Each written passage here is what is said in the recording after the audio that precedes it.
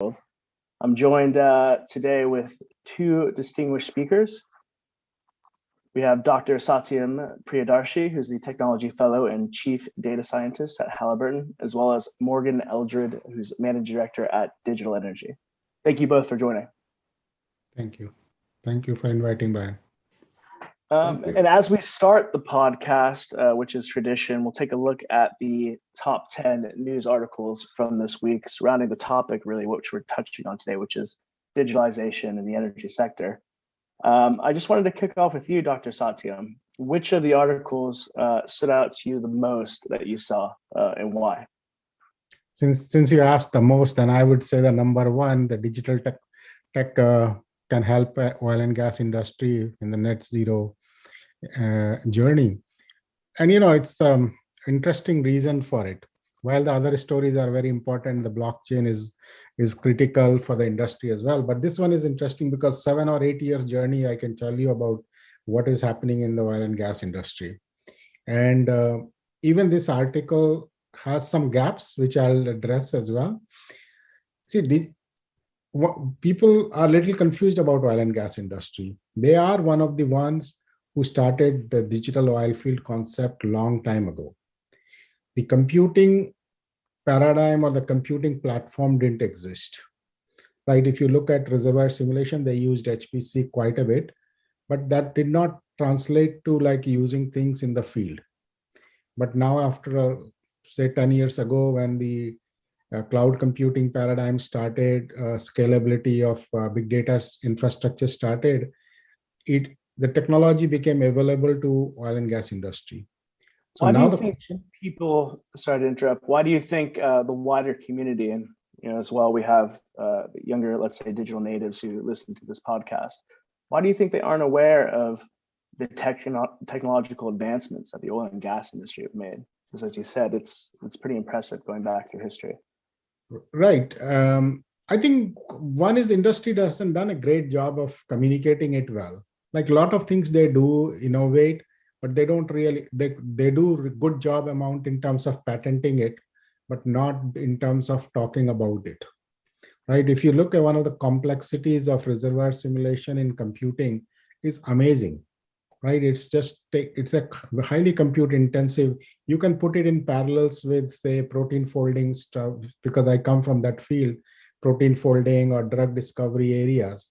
But we have used methods which are a little outdated now at least, but at that time they were ahead of the curve. But I think in that sense, their marketing has been less of the accomplishments.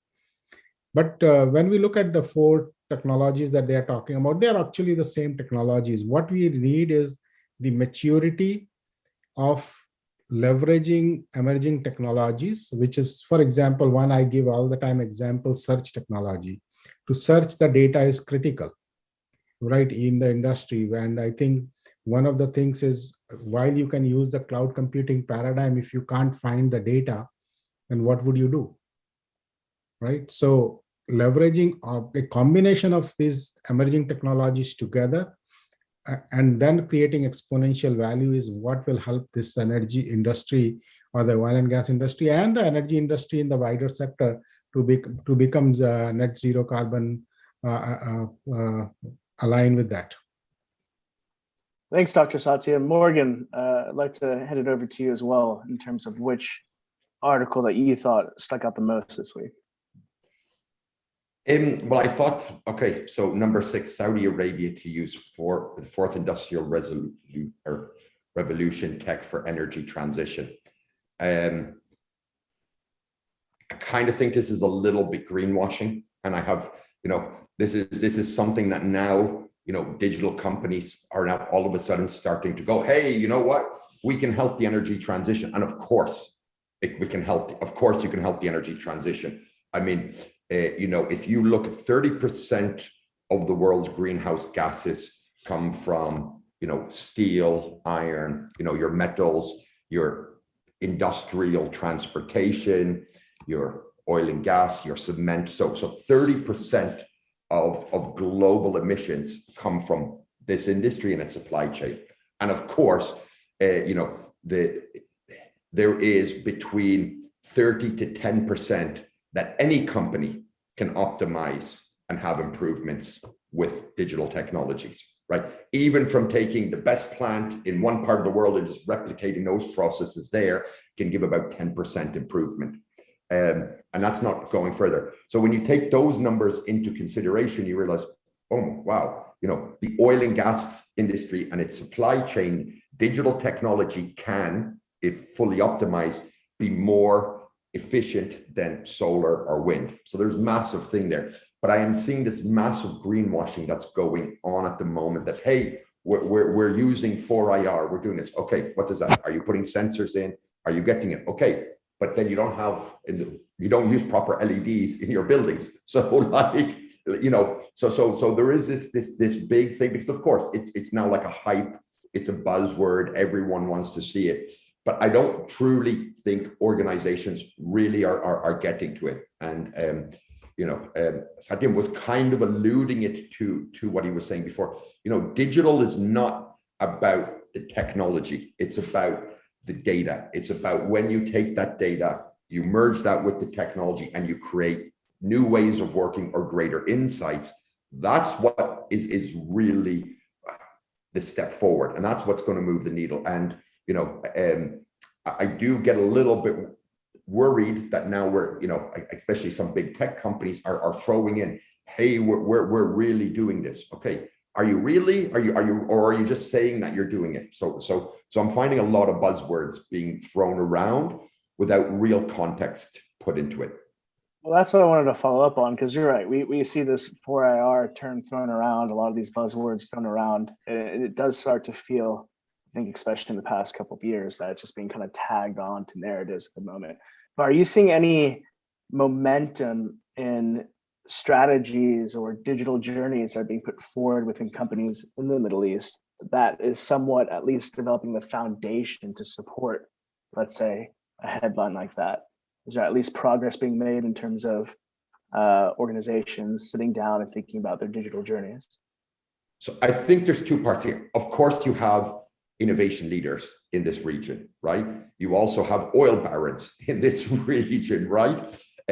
I would still say, you know, over the last 8 years, right? Literally over the last 8 years, people have talked about a digital strategy, but I still think organizations are missing out on having a digital vision.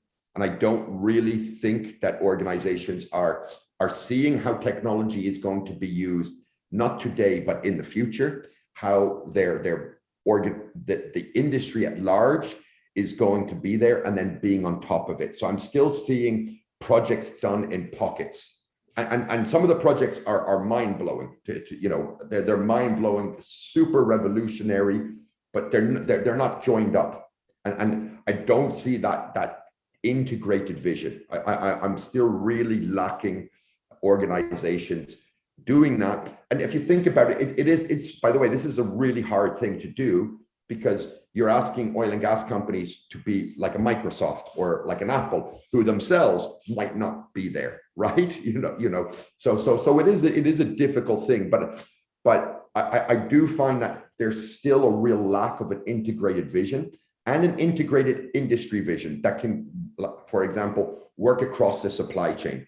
You know, and you know, it's still very much operator, vendor, operator, contractor. You know, we're not integrating the same way. I mean, there is more data and opportunity to use data in your supply chain to predict the performance of your pure operations, because the supply chain has had so much data in the past. Inherently, it's always a receiver, whether it's your drilling schedule, whether it's anything, you know, materials, it's there inherently, how well you are in your plans.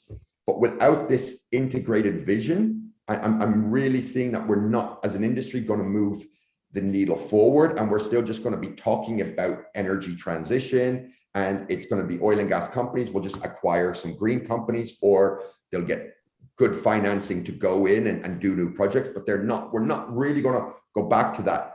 30% can be optimized within our existing industry by using digital. And I don't see the needle moving on that very far. Yes, in pockets, certain organizations are, but it needs to be cross-industry for it to work.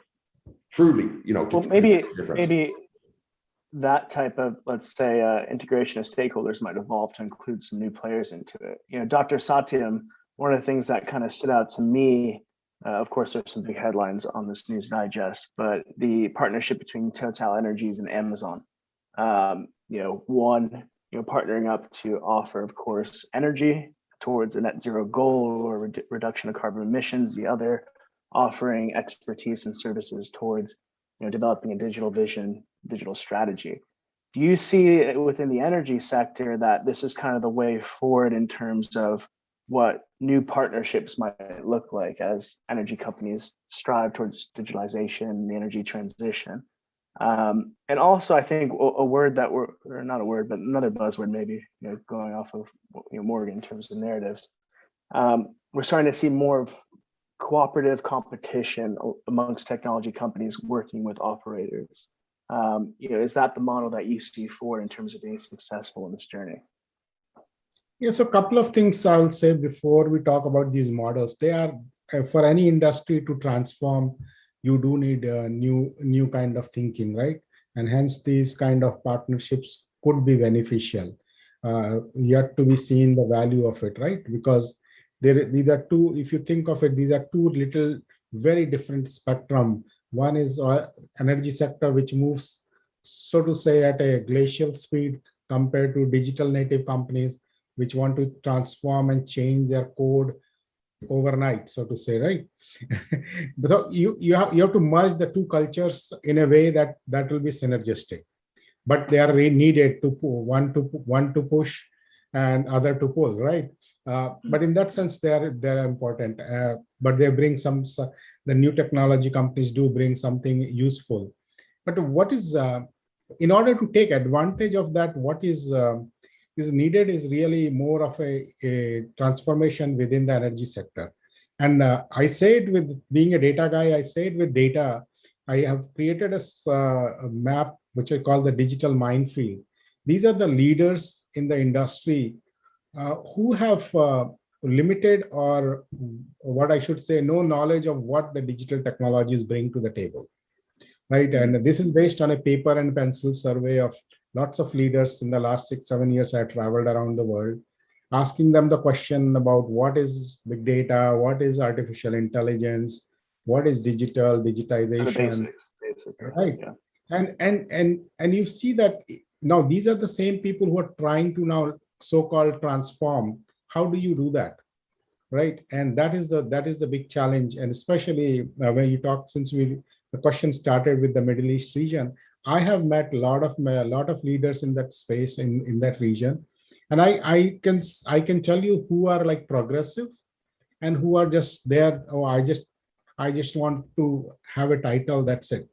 And so that's a big problem, because for a true transformation to take place, really it's more about how fast can we do, especially digital transformation we are talking about. It is the speed that is important, right? And one of the concepts that I talk about is time to value from the data. How fast can you leverage it, right? If think of it, you have data generated in the field, and you're going to first bring it to office, and then you're going to put it on a cloud, because you now have a great partnership with somebody.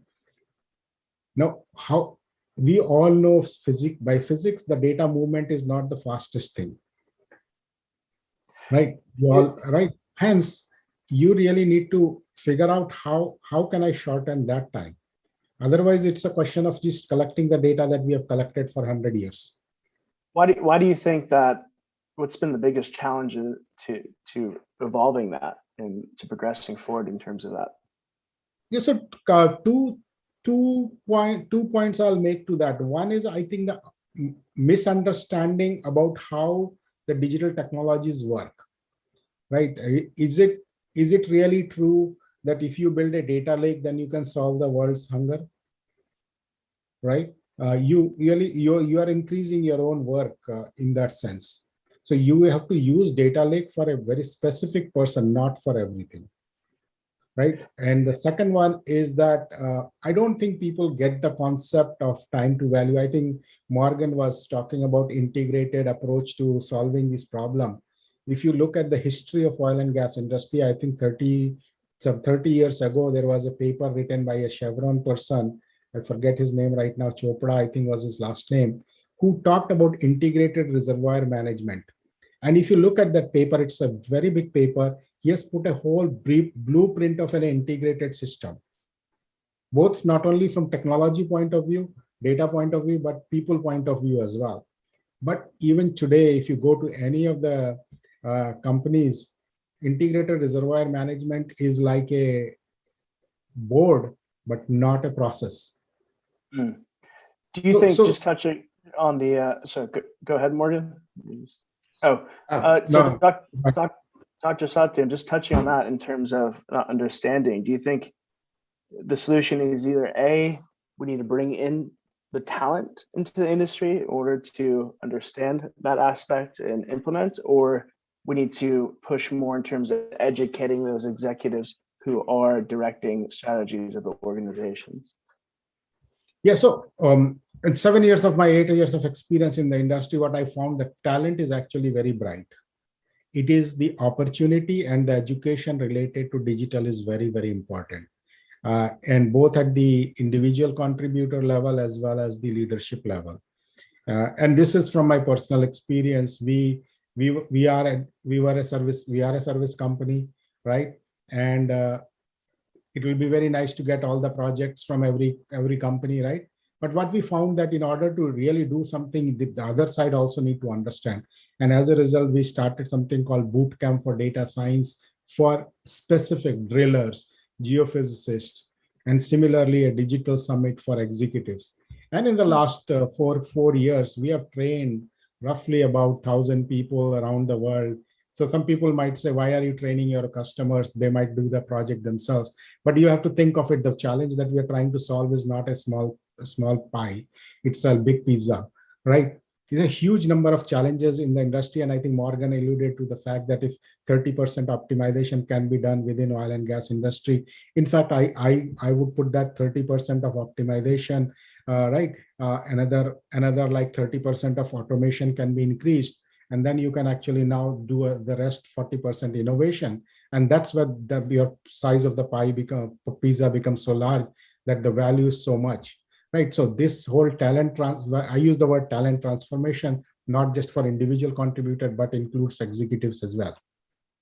And that Morgan, just building on top. Oh, sorry. Go on, Dr. Satyam. No, that's okay. Go ahead. Morgan, just building on top of that, of course, as you're providing digital products and solutions to big energy companies throughout this region, are you seeing that the current talent within the industry is there to implement those, or the understanding of the benefits? Or do you think that, we need to take another step up in drawing that talent in terms of bringing efficiencies forward? The talent exists. I mean, it's an industry that's paid good wages. It's hired people from top schools. So the talent is there. There's people that are curious, great engineers. Where I see the real struggle has been bad execution, bad experience. And what I mean by this is, it's great to have some fancy, let's say, AI machine learning for reservoir management, and I can do my simulations as much as I want, and I can have, higher accuracy. But if I can't get an integrated dashboard, i.e. people using the same data, and if I can't get that on a mobile phone to a CEO, which, by the way, is still the holy grail for a CEO, is to get actually an integrated dashboard on their mobile phone. If you can't deliver that, if it takes you 18 months to update a report that somebody wants because they're using legacy systems like SAP that are so big, and it's this release, that release, like we're doing a really bad job, or a really bad job is happening because we are not solving the basic levels. We are not even at the frontline workers at the sharp end. They don't want to even provide data because they think, management is going to use that to do this. And we're not providing like the CEO, a dashboard there. We're not providing frontline workers with information that's going to make their job safer, right? So then they want to give you more data. You know, it's like, we've got this great secret, you know, we've got this great secret sauce, but we've been very bad in having no bread on top of it, right? So it's a hamburger without the buns, if this makes sense to you. And I think this is where the real challenge has been in the industry, has been the delivery, and that delivery in terms of an experience and being fit for purpose. A lot of the time, the digital projects are done by really smart guys, but it's so theoretical. It's not touching the front line. It's not really touching the CEO, that there's a whole belief that, as I said, transformation is so simple. It's a mobile, right? It's information on a mobile, and yet we're doing things that are so much more than that in this industry. But we're struggling, and I think the struggle there is, it's not about the capability of talent, right? Although, you know, you can never get enough good talent, of course, but we're really struggling in just solving basic things that take capability forward, right? A user doesn't want to have the best model. A user doesn't want to have to sit, you know, 3 weeks out of a month to write compliance reports that he's got to send to other people, and he's got to, you know, go and do this. That's not, wow, amazing, you've got this great model, but you're not solving some basic stuff. And I think that's where the experience in terms of the execution has really struggled for organizations. So where do you think the solution starts? Let's say the spark to the powder keg, and ensuring that, you know, those frontline workers share data, and we kind of turn the dial on things. I'm going to be very, very basic. Let's solve the problems of today, and then let's create with that. Let's create new problems for the future that we will solve. But let's actually start being a little bit more pragmatic, because there's so much low-hanging fruit that to get to that massive goal that's out there, we need to start being better in the experience. There needs to be, I mean, the role of the chief digital officer is what, an integrator between IT and your operations. Now, at a C-level suite, any integrator role doesn't last for very long, right? Because the power still sits in IT. Hey, is it secure? Is it a good architecture? And they don't understand what's happening at the front end. They don't have this. So we're really struggling with basic stuff. So I think, you know, what we got to do is solve today's problems today, because there's so much out there that will. Or there's, you know, this is an industry that's got, you know, the oil and gas industry is the biggest commercial user of supercomputers in the world, right? So you look at the top 10 supercomputers in the world, oil and gas is by far the biggest commercial entity with all of these massive supercomputers. And they've been doing this for years. So we've got some incredible technology that's really cutting edge, but then we can't get we can't get a dashboard on a mobile phone for the biggest stakeholders. Dr. Satyam, what are your thoughts on that? If you want to build on what Morgan's saying, and possible solutions to kind of turn the dial on things. Yeah, so his last comment is that, you know, they are the biggest commercial entity for using supercomputers. That's very true from the very beginning. In fact, the story of SGI's deployment of computers at oil and gas industry was critical in its growth. But what happened over the years, that did not move beyond reservoir simulation, so to say. Like if we look at unstructured data mining, what are we doing? Nothing much, except I can say my team has done some work and we have written articles on it and how much value it is. But if you look at industry, they haven't done much as of it, right? We can talk about NLP, not really. But same thing when it comes to deploying of what you call AI solutions.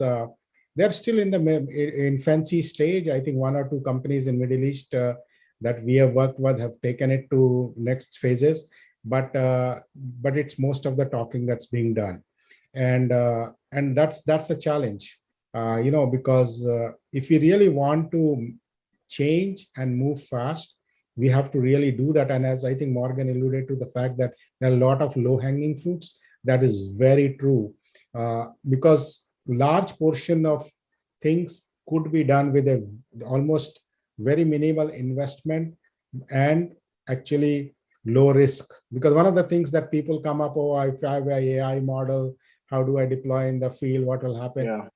I think that stage is much later.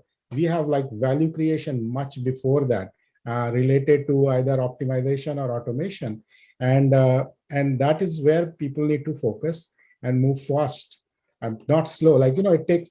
I shouldn't say that, but I will say it. It takes 6 months to get the contract, where the work takes actually 3 months to do a Yeah, project. that's So you can imagine there's see, some and I improvements think made there. you can see that the challenge is like the paperwork is more time consuming than actual work.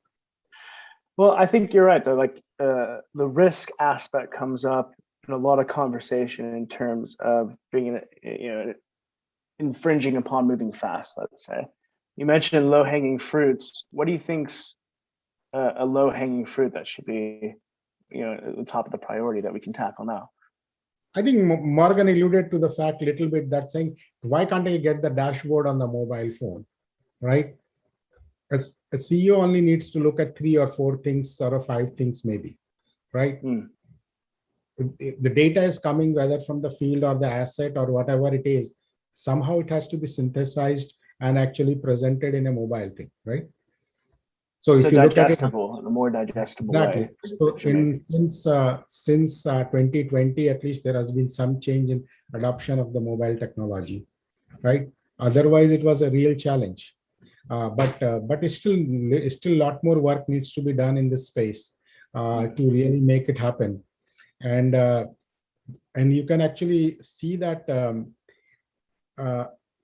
leveraging some of the data which is really in reports, that is critical, right? If you're writing a report at the field, how long will you take it to analyze it? Because the field operation has to be over by the time you actually analyze it. So by leveraging, and there is no risk in analyzing whether you read it or somebody else reads it, right? The system can actually do that, and technologies exist, right? If you look at the Googles of the world, they are actually doing that part of analyzing data, reading the data, analyzing the data very closely, and making sense out of it. So why can't we deploy such things within our own context? Context maybe is very digital important. energy can help with that in terms of deploying an application. But just taking a step back, we have 2 surveys, just quick fire real fast. Irene, can you bring up the surveys real quick? So number 1, carbon pricing will not thrive in 2022 as hoped without far greater utilization of digital tools. Agree or disagree? Give you a few seconds for that. And then Irene, can you also bring up the second survey question?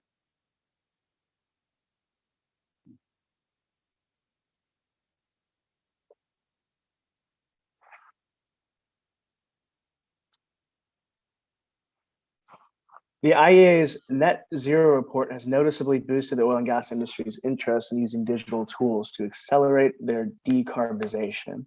Agree or disagree?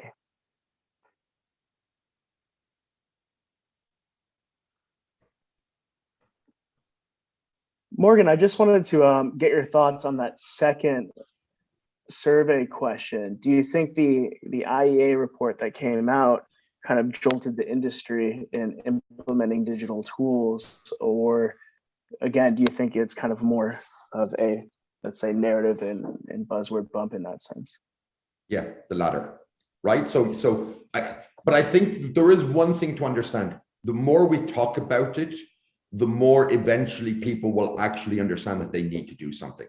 So I don't think we can stop talking about it, right? I think we got to stop the hype, because digital's now, it's not new. It's been around for a long time. I mean, it's just information technology, it's there. Of course, digital is wait for the next World Economic Forum theme to come out, right, to start the new aspect. Of course, it's always been around, but we need to do it properly and people need to talk about it. I think we need to get more specific in terms of, like, Like, what are the use cases? Okay, let's do fleet management. Let's start looking at building sustainable supply chains, right? Like Uber models. How can I reduce all this waste? Cutting down my inventory that I have, right? Being able to use forecasts from that, taking that supply chain data, throwing it into my business plans and using that as an input that people have never done before. There's so many great things that can be done. And I think we need to be more specific, not just about predictive maintenance, right? No, I want to run my business for optimal performance. And that includes being able to predict when critical equipment fails. But it's also running equipment at the best energy possible to get the best overall return in terms of production. And, I think we need to make the narrative more specific to really move ahead and not just throw buzzwords out there anymore. What are the signs of hope that you've seen in this journey? Are you seeing any progress or any good signals in terms of us making progress at the moment for the energy transition in the region and digital? Yes, so absolutely. I mean, one of our clients that we worked with, which is offshore, they reduced their carbon footprint by 30%. They actually started changing their business model by optimizing their supply chain and using AI to optimize that and bring things together. So there is massive efficiency gains to be made. We need more leaders out there talking about what they're doing. And in a lot of cases, the companies that are having massive benefits, they don't want to tell the world about it. They want to tell the world about, hey, look, I've got a digital twin. I got a 3D model that has some data. Okay. Is it actually connecting to your business? Oh, well, that's not important. So we need the big leaders to come out and tell the world what they're doing and share. And I think the likes of the Society of Petroleum and SPE, I think these are bodies that can really step up and really take the mantle on this, because we need to share among each other what those success stories are and not keep them guarded. But in a very communicative platform where people understand those success stories. The wider society, let's say. Like GI. Dr. Satya, yeah, go on. Yeah, in fact, on the SPE's comment, I am one of those distinguished lecturer for 21-22 on digital transformation. So my tour starts in a couple of weeks, actually, on speaking about digital transformation in the industry. So I'll take your message, Morgan, to everybody. But on the other hand, digital is not about only talking about, as Morgan said, about predictive analytics and supply chain and all. Look at the fundamentals, right? Morgan mentioned about the mobile platform. Look at your email that comes to us. If you open your email on a mobile phone, when you open the screen, there is nothing actionable that is presented to you. Like you have address, where it came from, the subject is shown like 3 letters, and if you are in a company's calendar request, maybe though. Right. Look, so the thing is, if you look at it, any digital native company, what am I going to do with this email? Like if you, so for us, for example, an email comes, if you have to press an approve thing, the approve is you have to scroll it first, the whole email, and then you approve it. Right. Whereas the majority of the content is like the top, but there is everything else is just in data, which is not needed really to approve it. But the thought process has to exist, right? How do I leverage the technology that is so mature? And how do I really reduce the time to do anything? So it's not about just the AI and everything. So digital starts at the fundamentals, right? I think we're, yep, go on. Go ahead. I think we're running out of time. We're a few minutes over already, but I just wanted to give you both kind of 1 minute, as we move into your over the horizon view of what you see over the horizon, whether that's 5 years, 10 years, it's really going to impact the industry from a digital sense and really propel things forward in the energy transition. Dr. Satyam, do you want to share what your over the horizon view is in terms of digital technologies? Yeah, absolutely. So when I look at the energy transition, the landscape is going to be very complex, right? What percentage of various energy sources are we going to use at what places, in what efficient manner, right? So this complexity, if you look at that landscape, is going to be very complex. In order to manage that complexity and really being more efficient. I think leveraging pretty much all the set of digital technologies or exponential technologies is critical. In synchronization is very, very important. It's not like I can build one thing today and then 6 months later we will think about something else. So that is where it will be very important for us to have this integrated view sooner than later. Morgan, do you want to build on that? Your over the horizon view. I know I saw IRENA and the European Space Agency now working on space technology for energy transition. Anything you want to add to that, or anything that you see is not on people's radars at the moment? So, I mean, you know, when I was in my previous role in Gartner, leading the research for oil and gas, right? Specifically upstream oil and gas, we still haven't gotten what I talked about, 6 years ago, right? So we're not there. But I do see what is starting to occur is I do see more cooperation on the need for data transparency and the need to integrate across the supply chain. So I do see that in 5 years' time, there is going to be some major breakthroughs that then I think is going to get people to follow, whether that's with, let's say the Halliburtons working with the ADNOCs as an example, or working with the Exxons or the Chevrons or the Schlumbergers or the EPC contractors. I do see that's where a lot of the supply chain is where a lot of the stuff is going to happen. And I do see that in, let's say, five years and of course it depends if it's a digital innovative company or if they're more laggard, so it could be 5 to 10 years. But I do see some new business models coming out, more like a Amazon for industry occurring, that is going to disrupt stuff. And I mean, I know this is coming because people have been working on it for a long time.